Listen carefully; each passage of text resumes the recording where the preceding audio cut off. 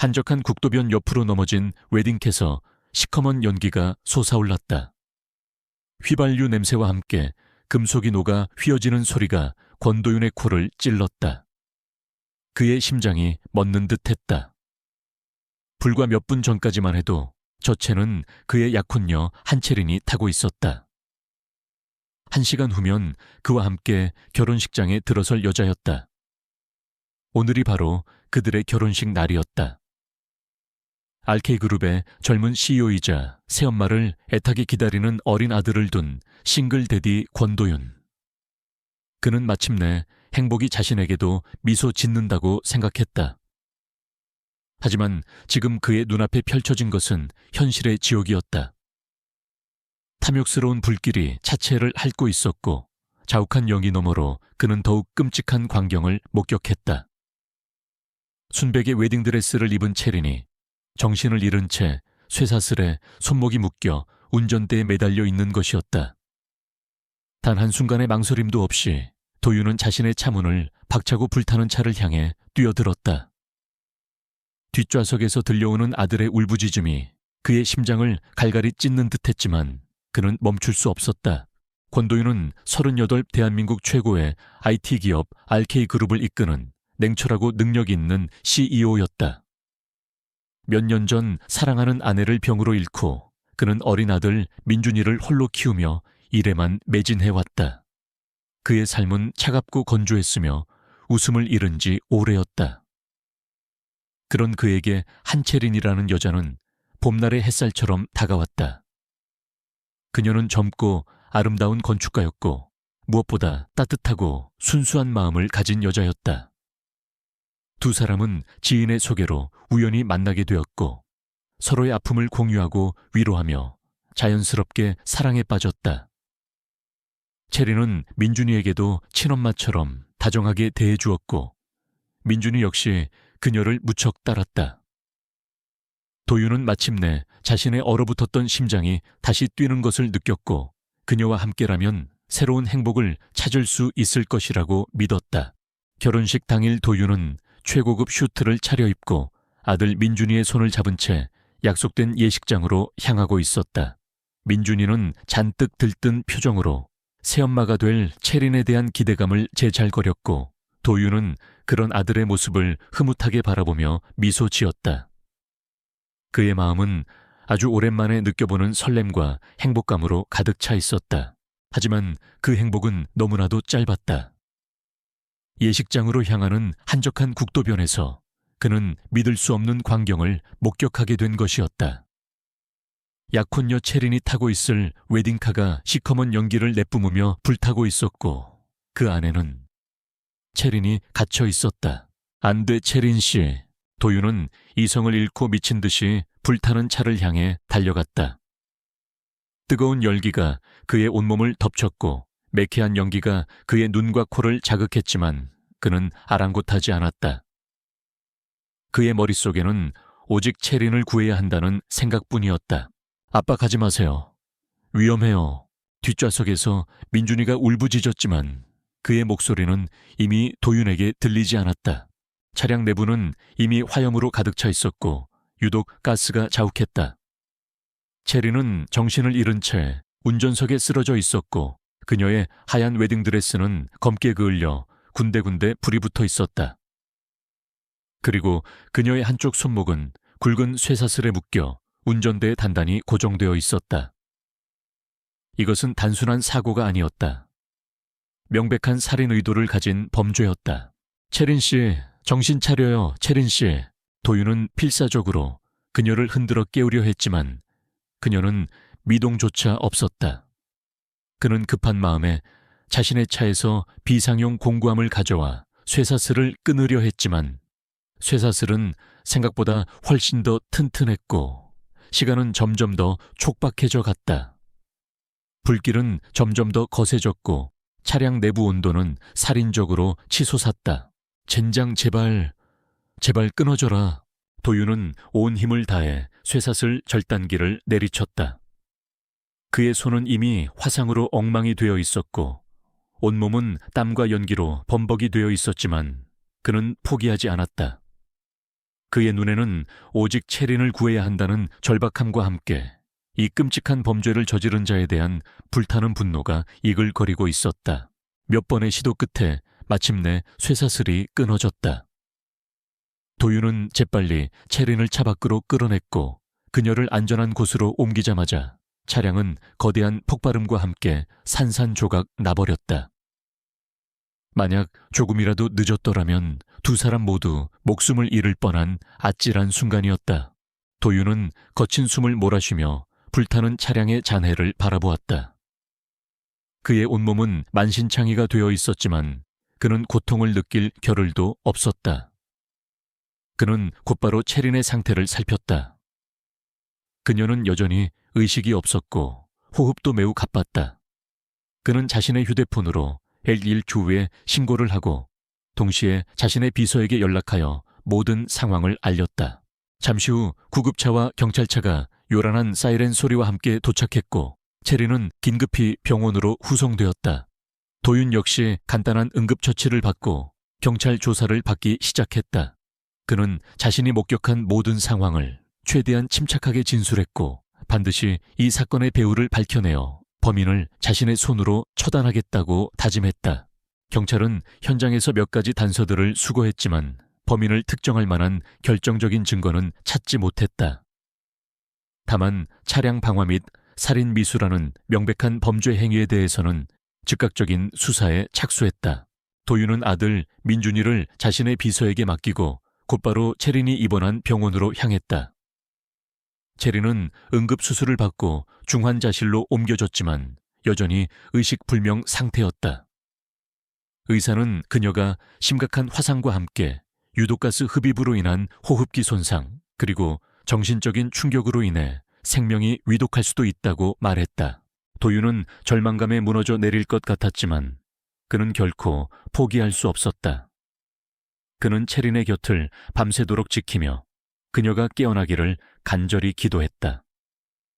그의 마음속에는 체린을 향한 깊은 사랑과 함께 이 끔찍한 범죄를 저지른 자들에 대한 복수심이 불타오르고 있었다. 대체 누가 어떤 이유로 이런 잔인한 짓을 벌인 것일까? 단순한 원한 관계일까? 아니면 그의 사업과 관련된 음모일까? 아니면 체린의 과거와 관련된 어떤 비밀이 있는 것일까? 도윤의 머릿속은 온갖 의문과 추측으로 복잡하게 얽혀 들어갔다. 그는 반드시 이 사건의 진실을 밝혀내고 체린을 위험에 빠뜨린 자들을 찾아내어 그에 상응하는 대가를 치르게 하리라 굳게 다짐했다. 그의 차가운 눈빛에는 이미 복수의 화염이 타오르고 있었다. 결혼식 날 아침 천국에서 지옥으로 떨어진 한 남자의 처절한 싸움은 이제 막 시작되려 하고 있었다. 그리고 그 싸움의 끝에는 아무도 예상하지 못한 충격적인 반전이 기다리고 있을 것이었다. 한체리는 중환자실에서 사투를 벌이고 있었다. 전신 화상과 유독가스 흡입으로 인한 폐 손상, 그리고 극심한 정신적 충격까지. 의료진은 최선을 다하고 있었지만 그녀의 상태는 여전히 위중했고 언제 깨어날 수 있을지 장담할 수 없었다. 권도윤은 중환자실 유리창 너머로 온갖 의료 장비에 둘러싸여 힘겹게 숨을 몰아쉬는 체린의 모습을 망연자실 바라보았다. 그의 심장은 갈기갈기 찢어지는 듯 아팠고 그녀를 이렇게 만든 자들에 대한 분노는 하늘을 찔렀다. 그는 자신의 경미한 화상 따위는 안중에도 없었다. 경찰 수사는 즉각적으로 시작되었지만 초기에는 별다른 진척이 없었다. 현장은 이미 화재로 인해 대부분의 증거가 소실된 상태였고 범행 현장이 외딴 국도변이었던 탓에 목격자를 찾기도 어려웠다. 다만 경찰은 현장에서 수거된 몇 가지 단서들을 통해 이것이 단순한 차량 화재 사고가 아니라 명백한 살인 의도를 가진 계획적인 범죄라는 결론을 내렸다. 첫 번째, 충격적인 사실은 체린을 묶고 있던 쇠사슬이 일반적인 것이 아니라 특수 제작된 고강도 합금 사슬이라는 점이었다. 일반적인 절단기로는 쉽게 끊어낼 수 없는 재질이었고 범인이 사전에 치밀하게 준비했음을 시사했다. 두 번째는 차량 화재의 원인이 단순한 엔진 과열이나 누전이 아니라 인화성 물질을 이용한 고의적인 방화라는 점이었다. 범인은 차량 나외부에 휘발유와 같은 인화성 물질을 뿌리고 불을 붙인 후 체린이 빠져나오지 못하도록 쇠사슬로 묶어놓고 도주한 것이 분명했다. 이것은 그야말로 인간의 탈을 쓴 악마의 소행이었다. 이건 단순한 원한 관계가 아닐 수도 있습니다. 범행 수법이 너무나 치밀하고 잔인합니다. 마치 전문적인 킬러의 소행처럼 보이기도 하고요. 사건을 담당한 베테랑 형사 강 반장은 심각한 표정으로 도윤에게 말했다. 그의 말은 도윤의 불안감을 더욱 증폭시켰다. 만약 이것이 전문 킬러의 소행이라면 그 배후에는 거대한 조직이나 인물이 숨어 있을 가능성이 높았다. 도윤은 자신의 모든 사업 관계와 주변 인물들을 샅샅이 되짚어 보았지만 이렇게까지 잔인한 방법으로 자신이나 체린에게 원한을 가질 만한 인물은 쉽게 떠오르지 않았다. 물론 RK그룹의 CEO로서 수많은 경쟁과 갈등 속에서 살아왔지만 그것이 살인 미수로까지 이어질 정도의 극단적인 원한이라고는 생각하기 어려웠다. 그렇다면 한채린, 그녀에게는 어떤 비밀이 있는 것일까? 도윤은 자신이 약혼녀에 대해 너무나 아는 것이 없었다는 사실을 뒤늦게 깨달았다. 그녀는 항상 밝고 긍정적인 모습만을 보여주었지만 가끔씩 그녀의 깊은 눈빛 속에서 어떤 알 수 없는 슬픔이나 불안감을 읽을 때가 있었다. 하지만 그는 그것을 대수롭지 않게 여겼었다. 채린 씨에게 혹시 숨겨진 과거라도 있는 걸까? 도윤은 경찰에게 채린의 신원과 과거 행적에 대해 자세히 조사해 줄 것을 요청했다. 동시에 그는 자신의 비서인 윤 실장에게도 비밀리에 채린의 주변을 조사하도록 지시했다. 그는 더 이상 경찰 수사만을 믿고 기다릴 수 없었다. 그는 자신의 모든 힘과 인맥을 동원하여 이 사건의 진실을 밝혀내고 범인을 자신의 손으로 찾아내야만 했다. 며칠 후 채린은 기적적으로 의식을 회복했다. 하지만 그녀의 상태는 여전히 불안정했고 특히 정신적인 충격으로 인해 사건 당시의 기억을 거의 하지 못했다. 그녀는 깨어나자마자 도윤의 모습을 확인하고는 안도감과 함께 뜨거운 눈물을 흘렸지만 이내 다시 깊은 불안감과 공포에 휩싸였다. 도윤 씨, 무서워요. 누가 나한테 이런 짓을...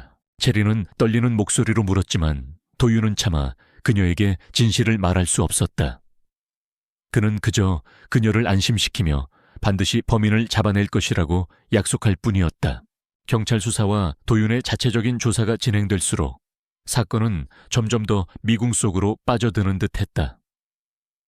범인은 어떤 흔적도 남기지 않았고 주변 인물들 중에서 뚜렷한 용의자를 찾아내기도 어려웠다.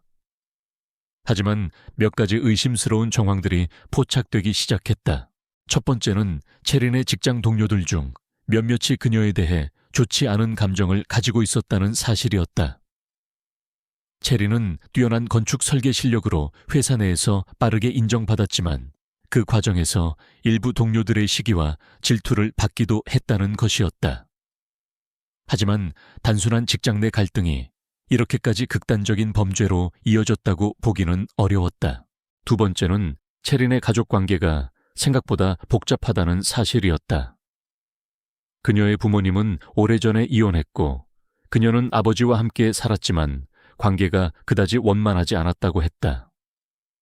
특히 그녀의 아버지는 재혼한 새어머니와 함께 막대한 재산을 소유하고 있었고 채린은 그 재산 상속 문제로 인해 가족들과 갈등을 겪고 있었다는 소문도 있었다. 세 번째, 그리고 가장 충격적인 것은 도윤의 RK그룹과 경쟁 관계에 있는 몇몇 기업들이 최근 채린에게 의도적으로 접근하려 했다는 정황이 포착된 것이었다. 그들은 채린을 이용하여 RK그룹의 내부 정보를 빼내려 하거나 심지어는 그녀를 인질로 삼아 도윤을 협박하려 했을 가능성도 배제할 수 없었다. 도윤의 머릿속은 더욱 복잡해졌다.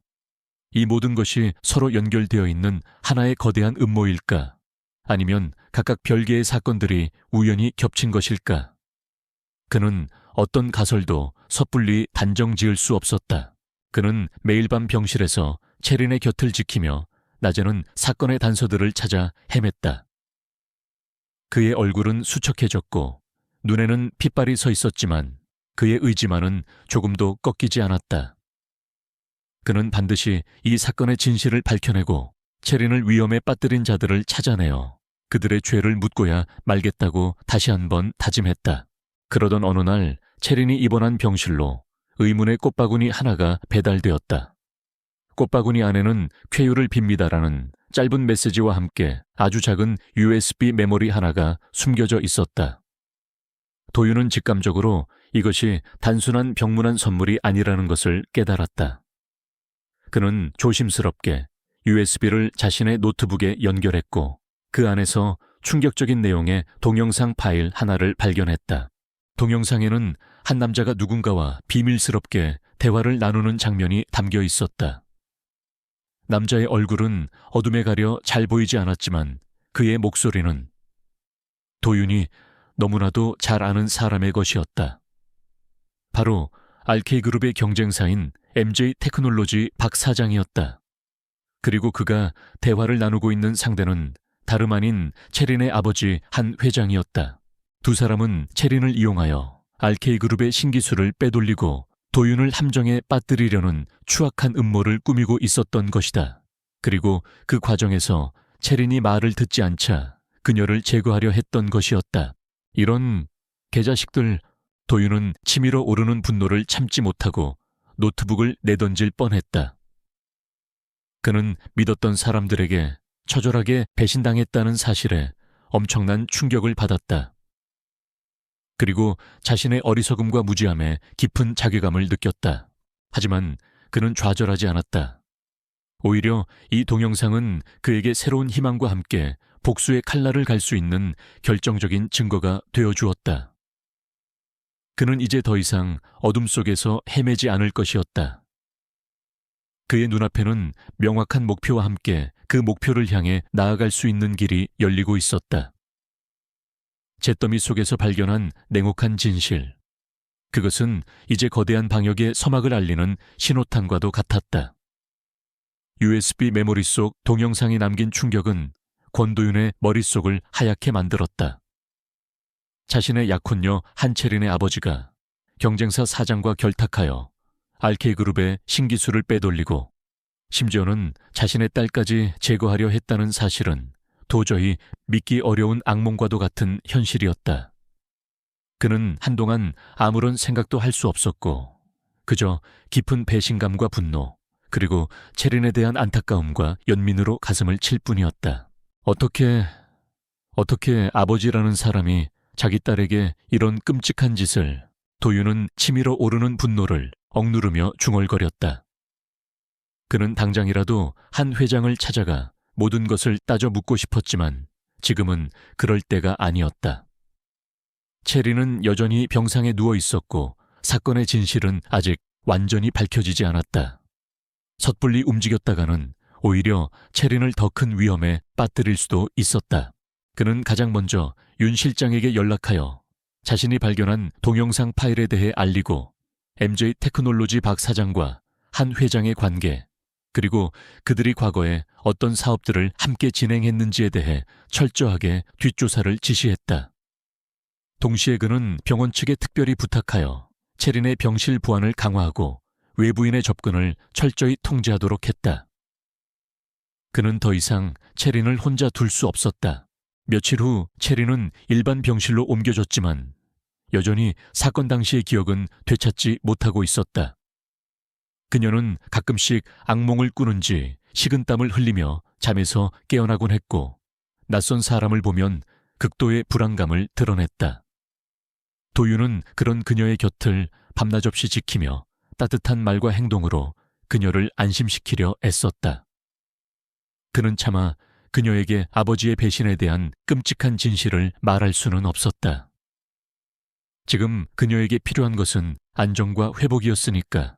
도윤 씨, 나 아무것도 기억나지 않아요.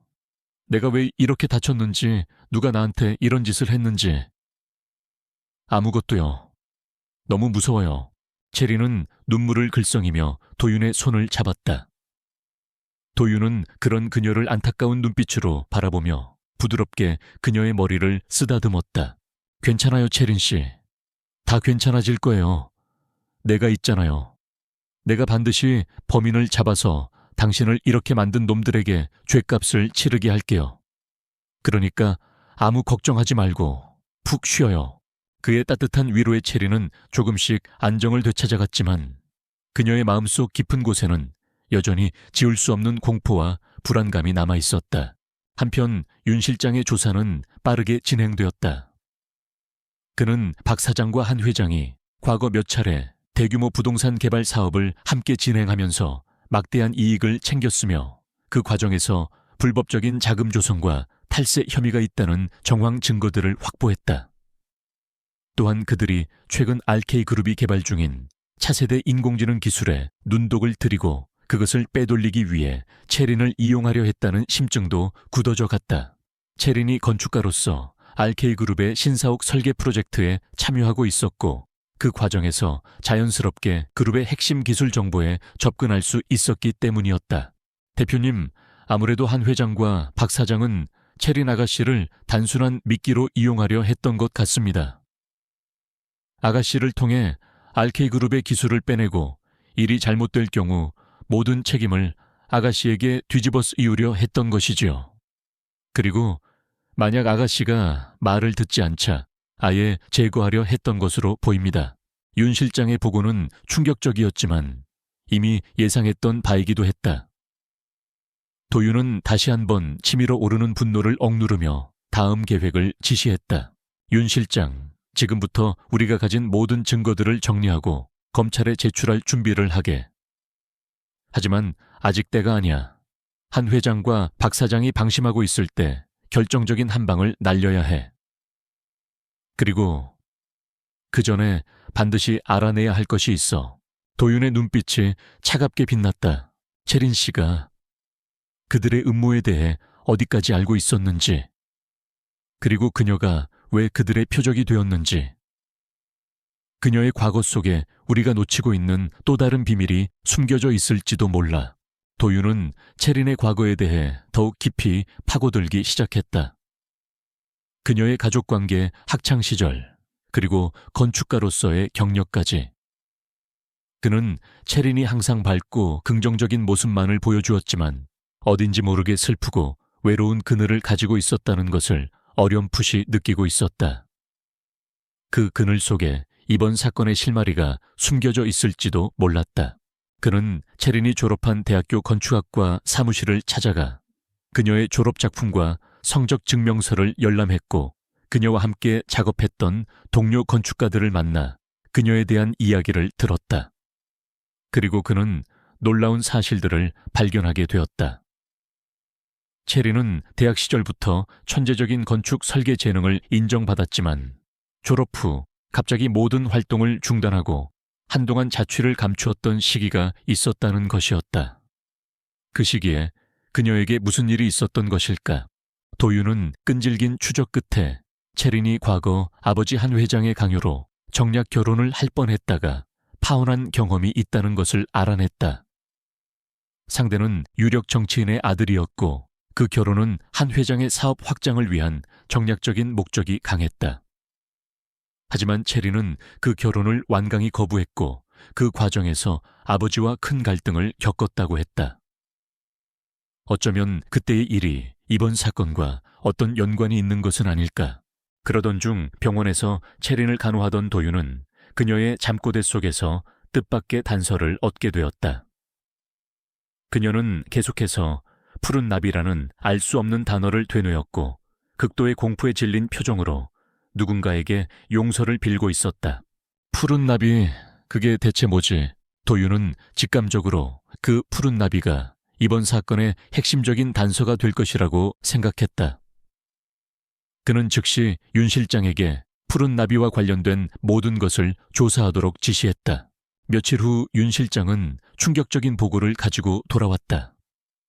푸른 나비는 과거 한 회장이 운영했던 불법 도박 사이트의 이름이었고 그 사이트는 몇 년 전 경찰의 대대적인 단속으로 폐쇄되었지만 그 과정에서 수많은 사람들이 돈을 잃고 파멸에 이르렀다는 것이었다.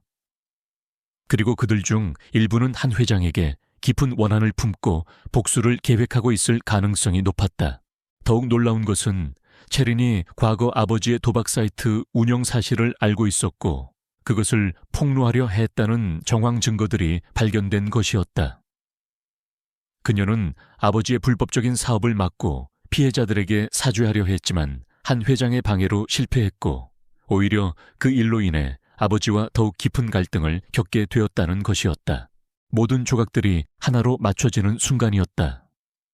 한 회장과 박 사장은 RK그룹의 기술을 빼돌리는 것과 동시에 자신들의 과거 비리를 알고 있는 체린을 제거하여 모든 것을 덮으려 했던 것이다. 체린은 단순히 그들의 음모에 이용당한 것이 아니라 그들의 가장 큰 약점을 알고 있는 위험한 존재였던 것이다. 도윤은 엄청난 진실 앞에서 다시 한번 할 말을 잃었다. 그는 체린이 겪었을 고통과 외로움을 생각하며 가슴 아파했고 동시에 그녀의 용기와 정의감에 깊은 존경심을 느꼈다. 그는 이제 더 이상 망설일 수 없었다. 그는 반드시 체린을 보호하고 이 모든 추악한 음모의 배후를 밝혀내어 그들을 법의 심판대에 세워야만 했다. 하지만 그들 역시 만만치 않은 상대였다. 한 회장과 박 사장은 자신들의 범죄가 드러날 위기에 처하자 더욱 필사적으로 도윤과 체린을 제거하려 할 것이 분명했다. 병원 안이라고 해서 결코 안전하지 않았다. 이미 그들의 검은 손길이 병원 내부까지 뻗어 있을지도 몰랐다. 도윤은 결단을 내려야 했다. 그는 체린을 데리고 병원을 빠져나가 안전한 곳으로 피신한 후 방역을 준비하기로 마음먹었다.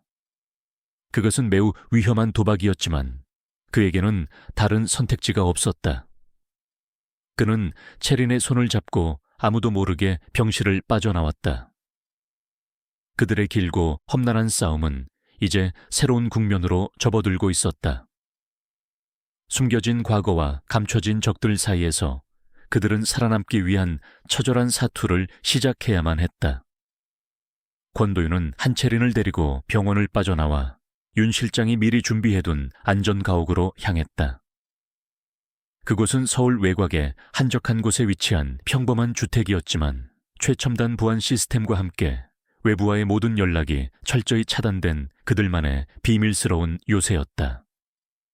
도윤은 체린이 심리적으로 안정을 되찾고 동시에 외부의 위협으로부터 완벽하게 보호받을 수 있도록 모든 조치를 취했다. 안전가옥에 도착한 후에도 체린의 상태는 여전히 불안정했다. 그녀는 끔찍했던 사고의 충격과 기억 상실로 인해 극도의 혼란과 불안감을 느끼고 있었고 밤마다 악몽에 시달리며 잠 못 이루는 날들이 많았다. 도윤은 그런 그녀의 곁을 한시도 떠나지 않고 지극정성으로 간호했다.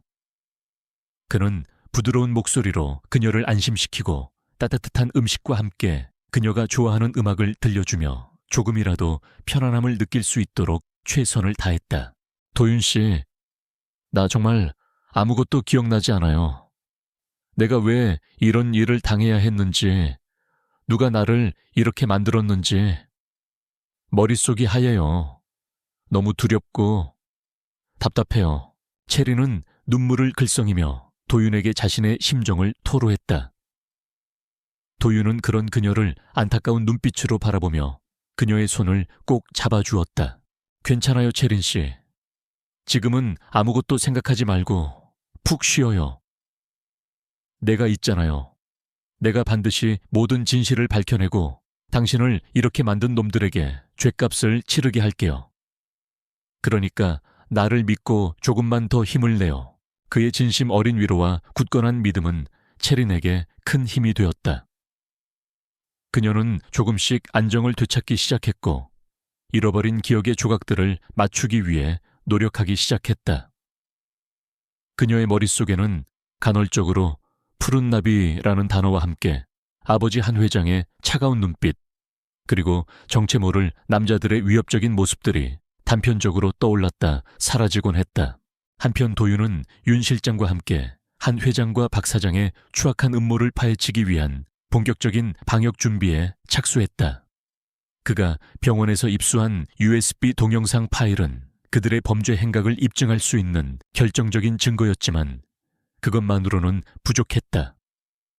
그들의 배후에는 더욱 거대하고 조직적인 검은 세력이 숨어있을 가능성이 높았고 그들의 뿌리까지 완전히 뽑아내기 위해서는 더 확실하고 치밀한 증거들이 필요했다.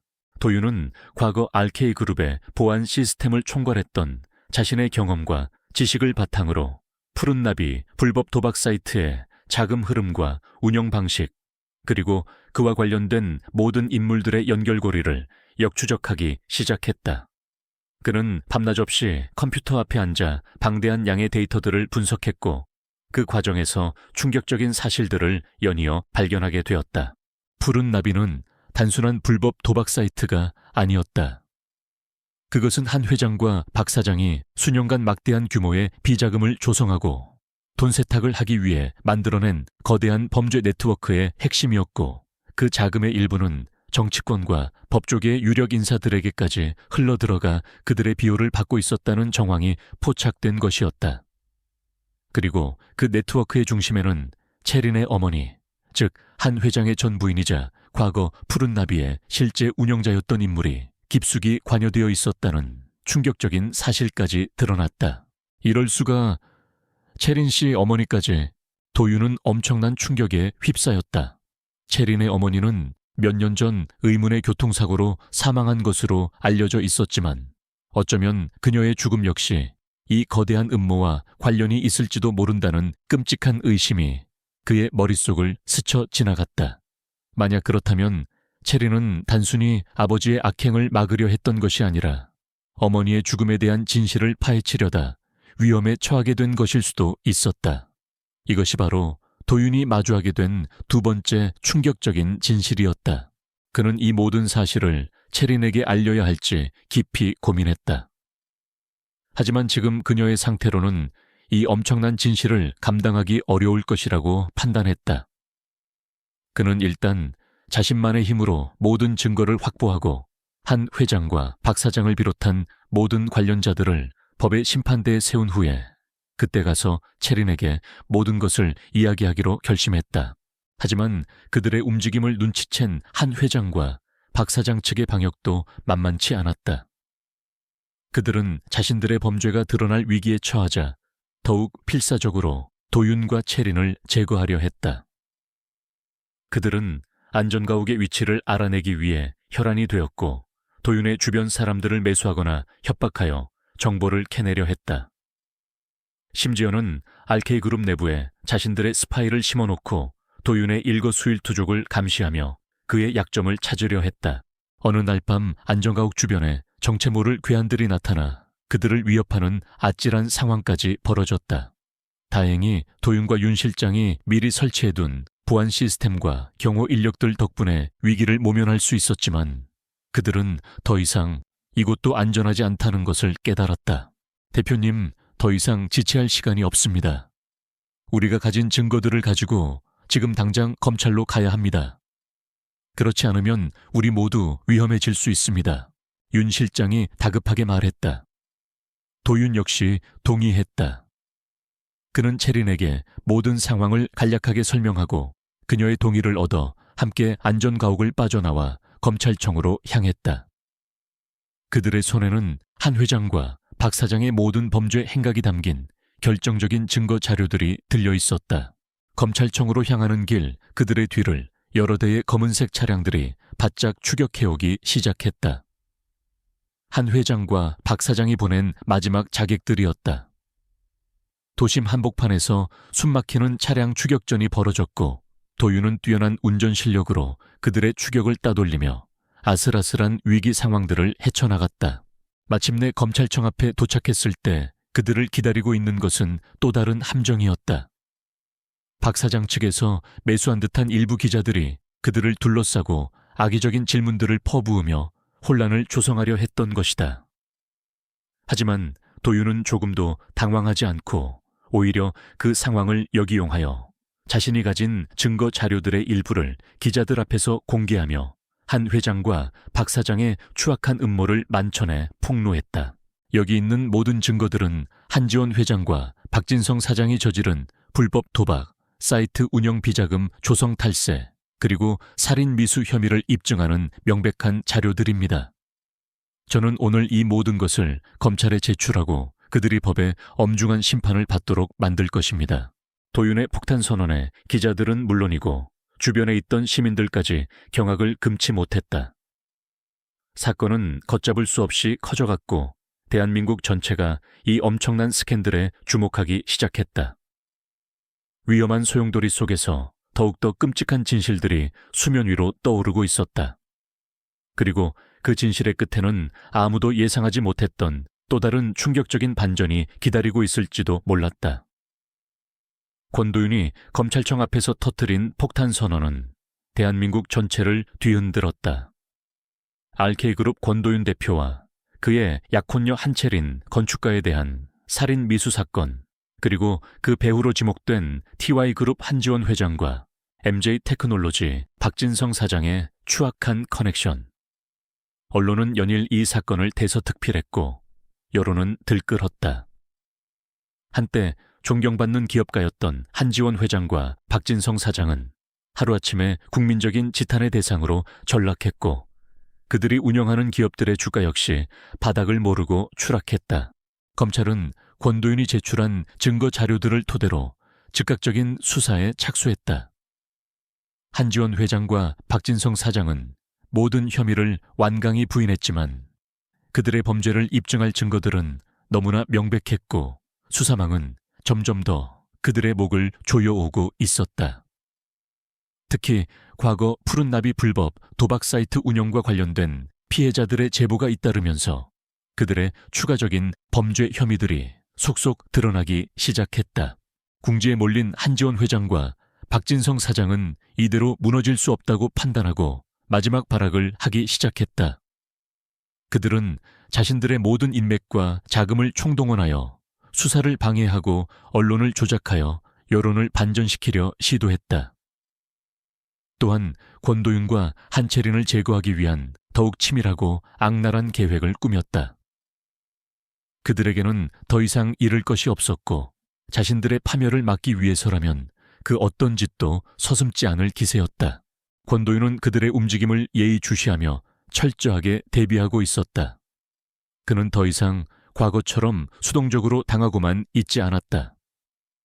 그는 이제 먹잇감이 아니라 교활한 덫을 놓고 사냥감을 기다리는 냉철한 사냥꾼이었다. 그는 윤 실장과 함께 한지원 회장과 박진성 사장의 다음 행동을 예측하고 그들의 허를 찌를 방역의 기회를 노리고 있었다. 대표님 한 회장과 박 사장이 최근 해외의 유명 해결사 조직과 접촉한 정황이 포착되었습니다. 아무래도 그들이 대표님과 체리 아가씨를 직접적으로 노리고 있는 것 같습니다. 당분간 절대 혼자 움직이시거나 경우 없이 외출하시는 일은 없어야 합니다. 윤 실장의 보고는 심각했지만 도윤의 표정은 오히려 차분했다. 그는 이미 모든 것을 예상하고 있었다. 알겠네, 윤 실장. 그들이 미끼를 물었군. 이제 우리가 준비한 마지막 무대를 펼칠 시간이 된 것 같네. 도윤의 눈빛이 차갑게 빛났다. 그는 한지원 회장과 박진성 사장을 한꺼번에 함정에 빠뜨릴 완벽한 계획을 세워두었던 것이었다. 그 계획의 핵심은 바로 한채린이었다. 채린은 여전히 사건 당시의 기억을 완전히 되찾지는 못했지만 도윤의 극진한 간호와 사랑 속에서 조금씩 안정을 되찾아가고 있었다. 그녀는 도윤으로부터 모든 진실을 전해 듣고 큰 충격에 휩싸였지만 동시에 아버지의 죄를 자신이 대신 속죄하고 이 모든 악연의 고리를 끊어내야 한다는 강한 책임감을 느끼고 있었다. 그녀는 더 이상 과거의 연약한 온실 속 화초가 아니었다. 그녀는 사랑하는 사람을 지키고 정의를 바로 세우기 위해 기꺼이 위험한 미끼가 되기로 결심한 것이었다. 며칠 후 언론에는 한채린이 극비리에 해외로 출국하여 요양을 떠난다는 기사가 보도되었다. 이것은 도윤과 채린이 한 회장과 박 사장을 유인하기 위해 흘린 거짓 정보였다. 그들은 채린이 해외로 떠나는 것처럼 위장하여 그들의 경계심을 풀고 그들이 방심한 틈을 타 결정적인 증거를 확보하려 했던 것이다. 예상대로 한 회장과 박 사장은 이 기회를 놓치지 않았다. 그들은 체린이 해외로 도피하기 전에 그녀를 납치하여 자신들의 범죄를 은폐하고 동시에 도윤에게 치명타를 입힐 계획을 세웠다. 그들은 체린이 출국할 것으로 예상되는 날짜와 시간에 맞춰 인천국제공항 주변에 자신들의 수하들을 잠복시켰다. 하지만 이 모든 것은 도윤과 체린이 파놓은 함정이었다. 체린은 공항으로 향하는 대신 도윤이 미리 준비해둔 안전가옥으로 이동했고 공항에는 그녀와 외모가 비슷한 대역이 나타나 그들의 시선을 끌었다. 그리고 그 사이 도윤과 윤 실장은 한 회장과 박 사장이 비밀리에 접선하여 증거를 인멸하고 해외 도피 자금을 마련하려 한다는 정보를 입수하고 그 현장을 덮칠 준비를 하고 있었다. 작전 당일 밤 서울 시내의 한적한 호텔 스위트룸. 한 회장과 박 사장은 자신들의 충복 몇 명과 함께 긴밀하게 대화를 나누고 있었다. 그들의 테이블 위에는 각종 불법 계약서와 비자금 장부, 그리고 거액의 현금 다발이 놓여 있었다. 그들은 모든 증거를 없애고 해외로 도피할 마지막 준비를 하고 있었던 것이다. 바로 그때 호텔방 문이 거칠게 열리고 권도윤과 윤 실장, 그리고 미리 대기하고 있던 검찰 수사관들이 들이닥쳤다. 한지원 씨, 박진성 씨, 당신들을 증거인멸 및 해외 도피 시도, 그리고 살인교사 등의 혐의로 긴급 체포합니다. 한 회장과 박 사장은 너무나 갑작스러운 상황에 당황하여 제대로 저항도 하지 못하고 수사관들에게 제압되었다. 그들의 오랜 악행과 탐욕이 마침내 종말을 구하는 순간이었다. 그들은 자신들이 파놓은 함정에 스스로 빠진 셔이 되고 만 것이었다. 모든 상황이 종료된 후 도윤은 안전가옥으로 돌아와 체린을 꼭 끌어안았다. 괜찮아요? 체린 씨 많이 무서웠죠? 아니에요, 도윤 씨. 당신과 함께라면 이제 아무것도 두렵지 않아요. 체린은 그의 품에 안겨 안도의 눈물을 흘렸다. 길고 길었던 악몽이 마침내 끝난 것이었다. 며칠 후 검찰은 한지원 회장과 박진성 사장, 그리고 그들의 범죄에 연루된 모든 관련자들을 기소했고 법원은 그들에게 엄중한 처벌을 내렸다. RK그룹과 MJ테크놀로지 역시 대대적인 경영 쇄신을 통해 과거의 오명을 벗고 새롭게 태어나기 위한 노력을 시작했다. 도윤과 체린은 이 모든 과정을 묵묵히 지켜보며 정의가 반드시 승리한다는 것을 다시 한번 확인했다. 그들은 더 이상 과거의 아픔이나 복수심에 얽매이지 않았다. 그들 앞에는 이제 서로를 향한 깊은 사랑과 함께 만들어가야 할 아름다운 미래만이 남아있었다. 먹잇감이 사냥꾼이 되어 거대한 악의 세력을 무너뜨린 통쾌한 방역. 그것은 단순한 승리가 아니었다. 그것은 사랑과 정의, 그리고 인간에 대한 깊은 신뢰가 만들어낸 위대한 기적이었다. 그리고 그 기적의 중심에는 서로의 손을 놓지 않고 끝까지 함께 싸워온 두 사람 권도윤과 한채린이 있었다. 그들의 위험하고도 아름다웠던 사랑 이야기는 이제 막 새로운 희망의 장을 열 준비를 하고 있었다. 한지원 회장과 박진성 사장이 호텔 스위트룸에서 긴급 체포되는 장면은 대한민국 전체를 경악하게 만든 뉴스의 시작에 불과했다. 권도윤이 검찰에 제출한 방대한 양의 증거 자료들은 그들이 지난 수년간 저질러온 추악한 범죄 행각들을 낱낱이 담고 있었고 검찰은 즉시 특별수사팀을 구성하여 대대적인 수사에 착수했다. 수사가 진행될수록 상상을 초월하는 진실들이 드러나기 시작했다. 푸른나비 불법 도박 사이트는 단순한 도박 자금 조성을 넘어 정재계 유력 인사들의 약점을 잡고 그들을 조종하기 위한 비밀 정보 수집의 창구 역할까지 해왔다는 사실이 밝혀졌다. 한지원 회장과 박진성 사장은 이 정보를 이용하여 수많은 불법적인 이권을 챙겼으며 그들의 검은 커넥션은 사회 곳곳에 깊숙이 뿌리 내리고 있었다. 한채린의 어머니 고인이 된 한 회장의 전 부인이 푸른나비의 실제 운영자였다는 사실 또한 큰 파장을 불러일으켰다. 그녀는 남편의 강압과 폭력 속에서 어쩔 수 없이 범죄에 가담했지만 동시에 몰래 그들의 비리 증거들을 수집하며 언젠가는 모든 것을 폭로하고 딸 체린을 그 지옥에서 구해내려 했던 것이었다.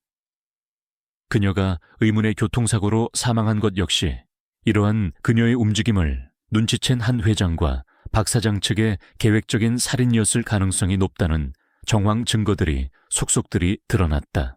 체린은 이 모든 사실을 알게 되면서 엄청난 충격과 함께 깊은 슬픔에 빠졌다. 자신을 그토록 사랑했던 어머니가 그런 끔찍한 비밀을 간직한 채 고통 속에서 살다 갔다는 사실에 가슴이 미어졌고 아버지라는 이름 뒤에 숨겨진 한지원 회장의 잔인하고 이기적인 모습에 치를 떨었다. 하지만 그녀는 더 이상 과거의 연약한 존재가 아니었다. 그녀 곁에는 권도윤이라는 든든한 버팀목이 있었고 그녀는 어머니의 못다한 복수와 정의 실현을 위해 그리고 자신과 도윤의 미래를 위해 이 모든 시련을 이겨내기로 굳게 다짐했다. 권도윤은 체린을 보호하는 동시에 한 회장과 박 사장의 남은 세력들이 증거를 인멸하거나 해외로 도피하려는 시도를 막기 위해 RK그룹의 모든 정보력과 인맥을 총동원했다. 그는 마치 숙련된 지휘자처럼 냉철하고 신속하게 상황을 통제했고 그의 지휘 아래 윤 실장을 비롯한 RK그룹의 핵심 인력들은 일사불란하게 움직이며 검찰 수사에 적극적으로 협조했다. 하지만 한 회장과 박 사장의 저항도 만만치 않았다. 그들은 막강한 자금력과 법조계 인맥을 이용하여 수사를 방해하고 언론을 통해 권도윤과 체린에 대한 악의적인 루머를 퍼뜨리며 여론을 자신들에게 유리하게 돌리려 시도했다. 심지어는 해외로 도피한 킬러 조직에게 다시 한번 거액의 자금을 보내 권도윤과 체린을 암살하려는 끔찍한 계획까지 세웠다. 어느 날 밤 도윤과 체린이 머물고 있던 안전가옥에 정체불명의 괴한들이 침입했다. 그들은 한 회장과 박 사장이 보낸 마지막 자객들이었다. 치열한 격투가 벌어졌고 도윤은 체린을 보호하며 필사적으로 맞서 싸웠다.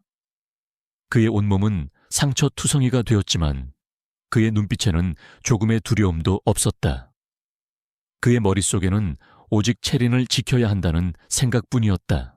바로 그때 체린이 간밤의 악몽 속에서 보았던 그리고 어렴풋이 기억해낸 푸른 나비와 관련된 결정적인 단서 하나가 그녀의 뇌리를 스쳤다.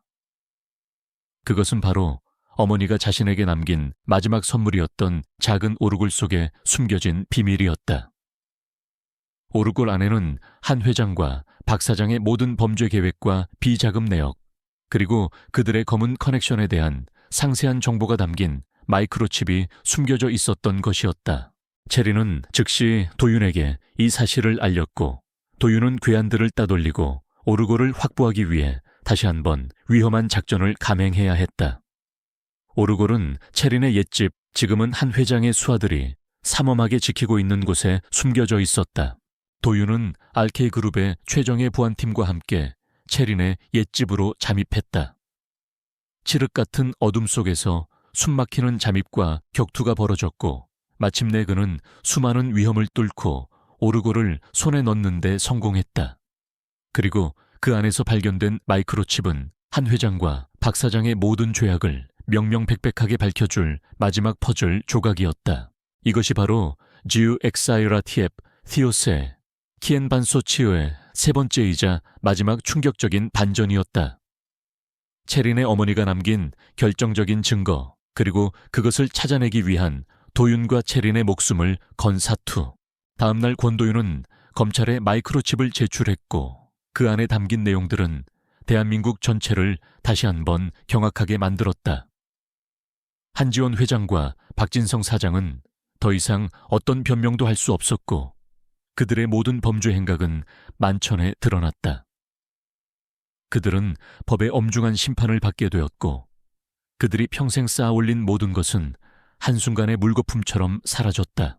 정의는 승리했고 진실은 밝혀졌다.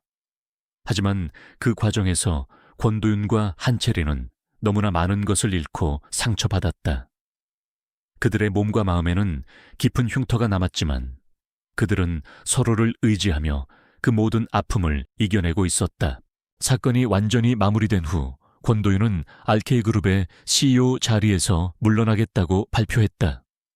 그는 이번 사건을 통해 경영 일선에서 한 발 물러나 이제는 사랑하는 아들 민준이와 약혼녀 한채린과 함께 평범하지만 행복한 삶을 살아가고 싶다고 말했다. 그의 결정에 많은 사람들이 아쉬워했지만 동시에 그의 용기와 인간적인 면모에 다시 한번 감탄했다. RK그룹의 새로운 CEO로는 윤 실장이 추대되었다. 그는 오랫동안 권도윤의 곁을 지키며 그의 능력을 인정받았고 앞으로 그룹을 더욱 투명하고 윤리적으로 이끌어갈 적임자로 평가받았다. 마침내 길고 길었던 폭풍우가 지나가고 권도윤과 한채린에게도 잔잔한 평화가 찾아왔다. 그들은 과거의 모든 아픔과 상처를 뒤로하고 서로의 사랑 안에서 새로운 삶을 시작할 준비를 하고 있었다. 가면이 벗겨지고 추악한 진실이 드러났지만 그 모든 것을 이겨낸 그들의 사랑은 더욱 단단하고 아름답게 빛나고 있었다. 그리고 그 빛은 이제 그들의 미래를 밝혀줄 희망의 등불이 될 것이었다. 한지원 회장과 박진성 사장을 비롯한 모든 범죄자들이 법의 엄중한 심판을 받고 그들의 추악한 음모가 만천에 드러난 후 권도윤과 한채린의 삶에는 마침내 진정한 평화가 찾아왔다.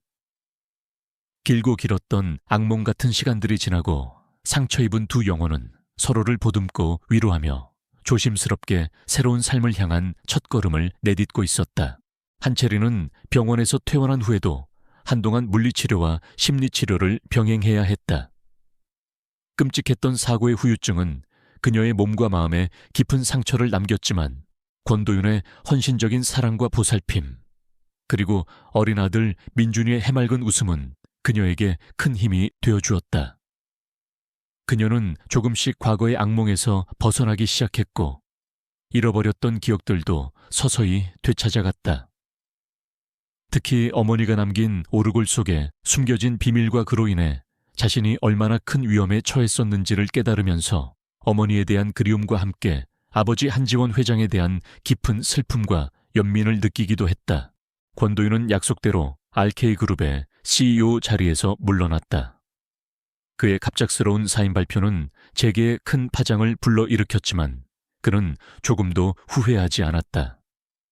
그에게는 이제 회사의 성공이나 명예보다 더 소중한 것, 바로 가족의 행복과 평범한 일상이 있었기 때문이었다. 그는 자신의 모든 것을 걸고 지켜낸 사랑하는 아들 민준이와 약혼녀 채린과 함께 조용하고 평화로운 삶을 살아가고 싶었다. RK그룹의 새로운 CEO로는 그의 오랜 신보기자 능력을 인정받은 윤 실장이 추대되었고 그는 도윤의 뜻을 이어받아 그룹을 더욱 투명하고 윤리적으로 이끌어갈 것을 약속했다. 도윤과 채린 그리고 민준이는 서울 근교의 한적한 전원주택으로 거처를 옮겼다. 그곳은 푸른 잔디밭과 아름다운 정원이 있는 마치 동화 속에 나올 법한 예쁜 집이었다. 도윤은 직접 정원을 가꾸고 민준이와 함께 나무 위에 작은 오두막을 만들며 소소한 행복을 느꼈다. 채린 역시 과거에 화려했던 건축가로서의 삶 대신 사랑하는 사람들을 위해 따뜻한 음식을 만들고 집안을 아름답게 꾸미는 평범한 일상 속에서 진정한 기쁨을 찾아가고 있었다. 그녀는 틈틈이 그림을 그리거나 작은 조각품들을 만들며 자신의 예술적인 감각을 표현하기도 했다. 시간이 흘러 채린의 몸과 마음은 거의 완전히 회복되었고 두 사람은 마침내 미뤄왔던 결혼식을 올리기로 결심했다. 그들의 결혼식은 과거에 화려했던 약혼식과는 전혀 다른 모습이었다. 값비싼 호텔이나 수많은 하객들 대신 그들은 자신들의 집 앞마당에서 가족들과 가장 가까운 친구들 몇 명만을 초대하여 작고 소박하지만 의미 있는 언약식을 가졌다. 결혼식 날 채린은 순백의 웨딩드레스 대신 자신이 직접 디자인한 다나한 연보라색 원피스를 입었고 그녀의 머리에는 민준이가 직접 만들어준 작은 들꽃 화관이 예쁘게 장식되어 있었다. 도윤은 깔끔한 정장 차림으로 그녀의 손을 잡고 하객들 앞에 섰다. 그의 얼굴에는 긴장감과 함께 세상 그 누구보다도 행복한 미소가 떠올라 있었다. 민준이는 귀여운 턱시도를 입고 두 사람의 결혼 반지를 전달하는 꼬마 신랑 역할을 톡톡히 해냈다. 주례는 도윤과 채린이 함께 존경하는 과거 채린의 어머니와도 인연이 깊었던 한 노신부님이 맡아주셨다. 신부님은 두 사람이 겪어온 시련과 사랑 이야기를 언급하며 진정한 행복은 모든 것을 가졌을 때가 아니라 모든 것을 잃을 뻔한 순간을 이겨내고 서로의 소중함을 깨달았을 때 찾아오는 것이라는 감동적인 축사를 전해주었다. 오늘 이 두 사람은 세상 그 어떤 연인보다도 더 깊고 단단한 사랑으로 하나가 되었습니다. 그들의 사랑은 불길 속에서 피어난 꽃과 같았고 절망 속에서 찾아낸 희망과도 같았습니다.